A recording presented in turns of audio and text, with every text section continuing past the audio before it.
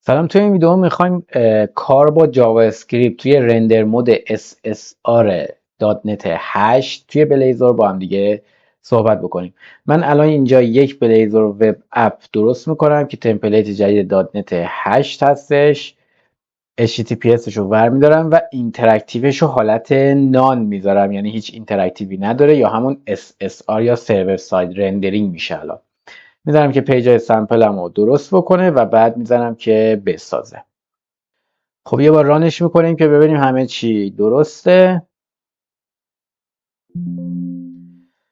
خب اوکی، الان بلیزر ما توی حالت SSR ران شد، یعنی سرور ساید رندرینگ. الان من توی پیج هومم که اینجا هلو ورده میخوام یک فانکشن جاوا اسکریپتی اجرا بکنم. رو حالت SSR هستیم، دقت بکنید، رو حالت SSR هستیم. وقتی رو حالت SSR هستیم یعنی از JS اینتراپ نمیتونیم استفاده بکنیم. چرا؟ چون هیچ سیگنال آری سمت کلاینتمون نیست که بخواد اینو برای ما اجرا بکنه. پس چی کار بکنیم؟ الان من مثلا میخوام یک آلرتی رو به کاربر نشون بدم. شما وقتی تو هر کامپوننتی که حالت SSR داره بخواید یک کد جاوا اسکریپتی رو فقط صرفا اجرا بکنید، نه اینکه نتیجهشو بگید، فقط بخواید اجراش بکنید، میتونید اینجا از تگ اسکریپت استفاده بکنید، چون رو حالت SSR هستیم. الان من رو حالت SSR هستم، اینجا میزنم alert hello. تمام. چون رو حالت SSR هستم این متد الان برای من اجرا میشه. الان اگه رانش بکنم، خب اسکریپت هم اینجا تیشو نذاشتم، اسکریپت، حالا میزنیم alert. ببینید اینجا میشناسه دقیقا همه متدهای جاوا اسکریپتون رو میشناسه. میزنم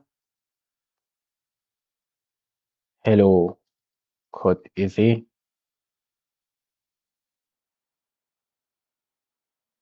ببینید اجرا شد، یعنی پیج وقتی اومد سری مرورگر اسکریپتمون رو اجرا کرد. اگر بخوایم با زدن یک دکمه این اتفاق بیفته، باز چون رو حالت SSR هستیم باید از سولوشن های HTML و جاوا اسکریپتی استفاده بکنیم. مثلا من اینجا دکمه میذارم به نام اوکی و هر موقع روی این کلیک کرد میخوام بعدش این اجرا بشه، پس اینو تبدیل میکنم به یه فانکشن جاوا اسکریپتی به نام say hello به نام say. اینو میندازم این تو.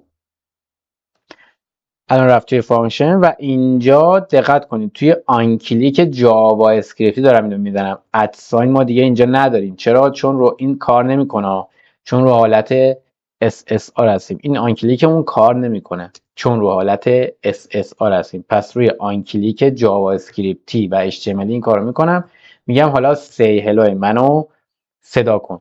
حالا هر موقع روی این دکمه کلیک کرد این متد جاوا اسکریپتی من صدا زده میشه و همون آلرت رو به ما نشون میده. اوکی تا اینجا اوکی. حالا یه وقت نیاز هست که شما از طریق جاوا اسکریپت یه چیزی رو از کاربر بگیرید و بیارید سمت برنامه‌تون، در از همون JS اینتراپ میشه. اینجا رو حالت SSR باید چیکار بکنیم؟ دقت، هدف اینه که ما تو پیجمون رو حالت SSR بمونیم. مثلا من میخوام اینجا به جای آلرت بزنم مثلا پرامپت میاد یه مقداری رو از کاربر میگیره. وقتی پرامپت رو میزنیم اینجا یه مقداری مثلا ور به نام نیم، اینجا میزنم مثلا enter your name. اوکی، اینجا به از کاربر یه مقداری میپرس. حالا من وقتی اینو اوکی بکنم این اوکی میگه حالا اینترنال مثلا میزنم عباس. منتها این اوکی رو وقتی من بزنم رو حالت SSR نمیتونم اون مقداری که کاربر داره رو از کاربر بگیرم.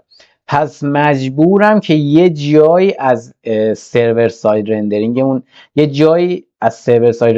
فاصله بگیرم و برم رو حالت اینتراکتیو سرورم.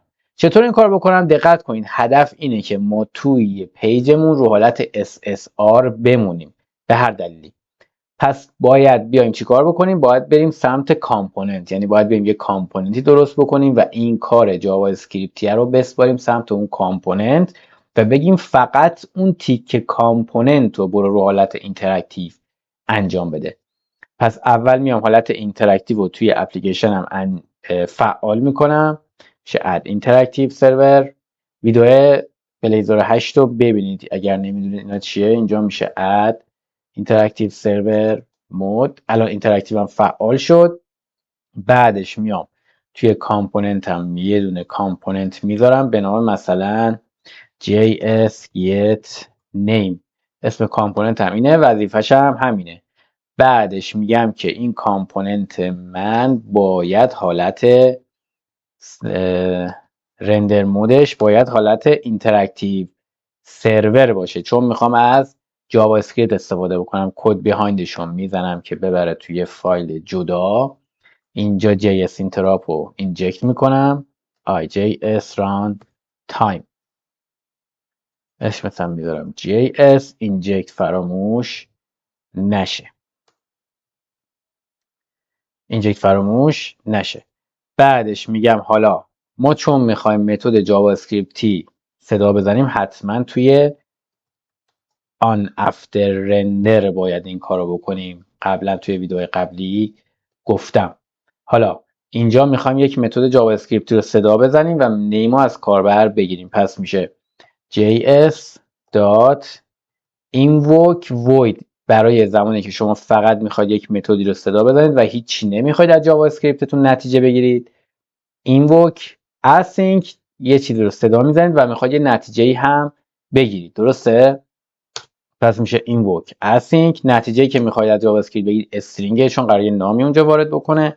حالا میگه متدی که میخواید تو جاوا اسکریپت صدا بزنید اسمشو به من بگید. فانکشن اسمشو به من بگید. اگر یه فانکشن سفارشی باشه باید شما برید توی فایل جاوا اسکریپت تعریف بکنید و بعد لینکش رو تو سایتتون بذارید. ولی چون اینجا پرامپت من میخوام اضافه بکنم، و یه فانکشن جاوا اسکریپتی نیتیو هست، نیازی نیست. میگم پرامپت رو صدا کن. حالا میگه چی بهش بفرستم؟ میگم بفرست enter your name رو براش بفرست و بعد نتیجه رو string name رو بریز توی name. اویت هم فراموش نشه. اوکی. پرامپت رو ببینم درست نوشتم. پرامپت بله درسته. پس توی هوم دیگه نیازی به این اسکریپت ندارم. حالا توی هوم هم باید اون کامپوننت هم رو صدا بزنم دیگه. بیارمش اینجا میشه js yes name. میگم اینجا توی هوم هم بیار.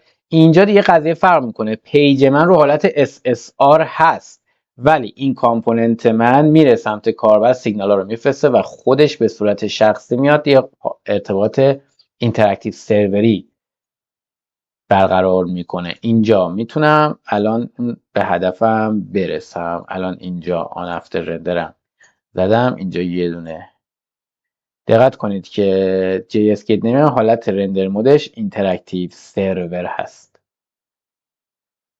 اومد اینجا الان میخواد از کاربر بپرسه دیگه. من یه دونه بریک پوینتم اینجا میذارم. از کاربر میپرسه اسم عباس. ببین الان نیمو من گرفتم. حالا اینو اگر نیاز باشه تو جاهای دیگه سیستمتون بخواید استفاده بکنید، خود طبیعتا باید دیپندنس اینجکشن باید استفاده بکنید دیگه. یعنی یه چیزی حالا اسکوپ یا سینگلتون باید بذارید، اینو اینجا اینجکت بکنید و بعد داخل سیستمتون ازش استفاده بکنید. با این روش شما پیجتون هنوز رو حالت SSR مونده ولی از قابلیت‌های اینتراکتیو سرور هم دارید استفاده میکنید. خسته نباشید تا ویدیوی بعد.